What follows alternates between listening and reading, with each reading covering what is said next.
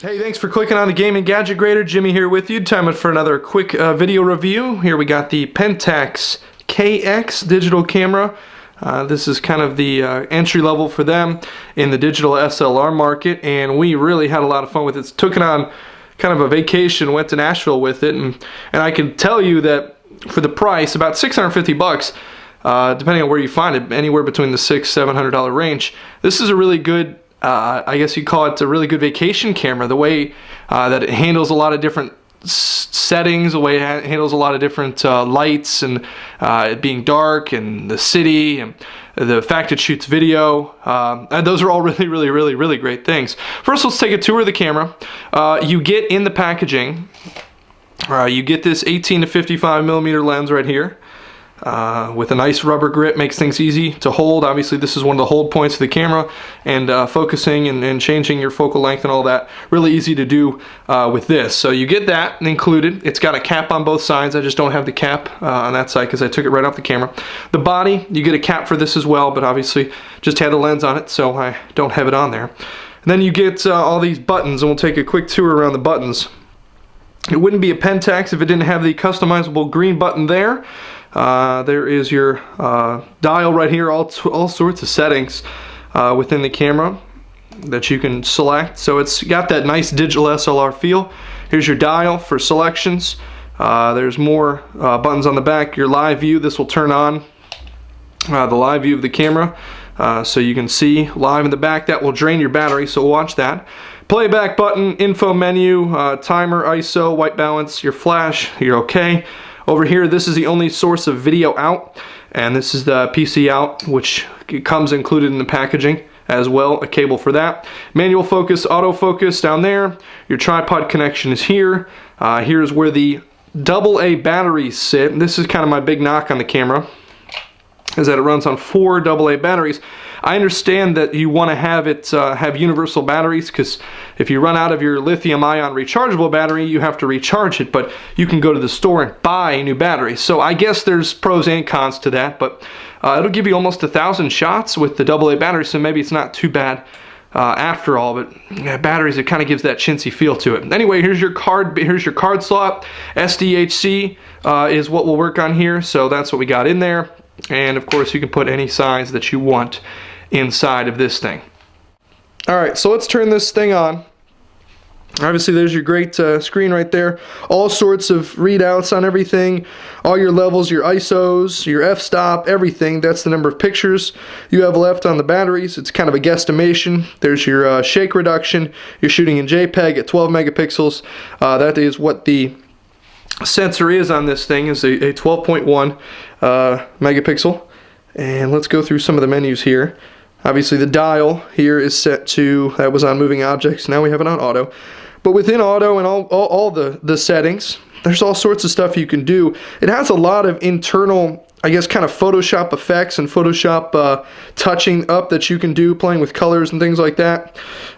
So you really like it that you can go in and fix the pictures after you take them. Cross-processing will play with the image and play with the hue, and it will kind of get the best color for you. Digital filter, this is all sorts of cool stuff that you can do in the shot. Retro effect, high contrast, soft, you can put a fisheye on it, which is pretty cool, and all of that works before the shot, and that's kind of a cool filter thing that you can do. Not a lot of cameras come with that. This high dynamic range image capture is also a cool thing. It'll take 3 shots, one under, one I guess we can call regularly exposed, and one overexposed, and will put together the best image for you on the camera. So that's kind of some cool digital editing that it will do internally. Other than that, you can do all sorts of post-editing during the playbacks, and all sorts of post-editing while you're taking the picture. So you can do pre and post editing right here on the camera. Alright, let's talk about the pictures now. Put some of those pictures up. This is from a trip that just took to Nashville. Some images of the Parthenon, some images of downtown Nashville. You can see the great low light ability in this camera. Obviously the Parthenon pictures are in great light, but the darker pictures, that's, you know, obviously without a flash, it just does a great job in low light settings. You know, without a flash, the image stabilization is great. I really I don't have anything bad to say about this camera in any sort of setting. It just does a really great job of handling low light situations. Sometimes the flash, you got to play with it a little bit in certain modes and things like that. Sometimes it'll way overexpose things, but I think the flash is very serviceable, but sometimes you just frankly don't even need it. Now we'll flip over here to the video. 720p, 24 frames a second here. This first one is the Parthenon again. Now I'll be quiet here so you can hear this. Now that what you're hearing is me focusing, because you can use the lens like you would be focusing in and out, zooming in and out while you're shooting video, and that makes a whole bunch of noise, and that's a bad thing. Another bad thing, as we throw this other video up here, is that it needs to be white balanced pretty much every single time when you're shooting video. Now there's no autofocus on the video. You have to focus with the lens itself, and all of that combined. You need a white balance and things like that, and that gives you kind of a awkward looking blue tint on things in certain situations, and other tints on others. Alright, back to the camera here. I still think that this is a really good camera. It's really dynamic. The noise you hear while you're focusing on the video is a really big problem. The speaker, the microphone on the camera itself for video, for just shooting simple things, was really great. Had a really great experience with that, other than picking up that digital focusing noise. Another bad thing about the camera is that when you are looking through the viewfinder, it's hard to tell where your focus points are. In auto modes, it's hard to tell. It doesn't really give you a good look of where the focus point is on the camera. And you can set where you want it within the menus, but you don't get a really good readout through the viewfinder through live mode. So that's another tough thing to say to get a good judgment on, is where the autofocus is. Also, there's no video out. Not a big deal. I know that there's an adapters that you can get to video out of here, but just take it off the card and put it to your PC. That's not a huge deal anymore, and you can go from your PC to your TV in 17 different ways in 2011. But long story short is I really like this camera.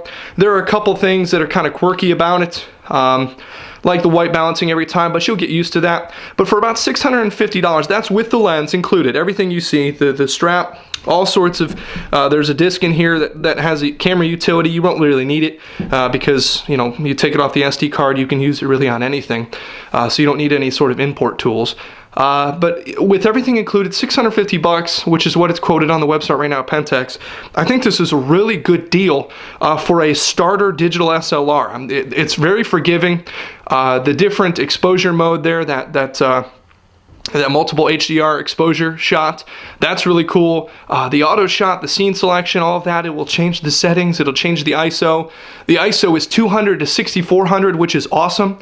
That gives you a lot of play there, even for the people that are a little more experienced.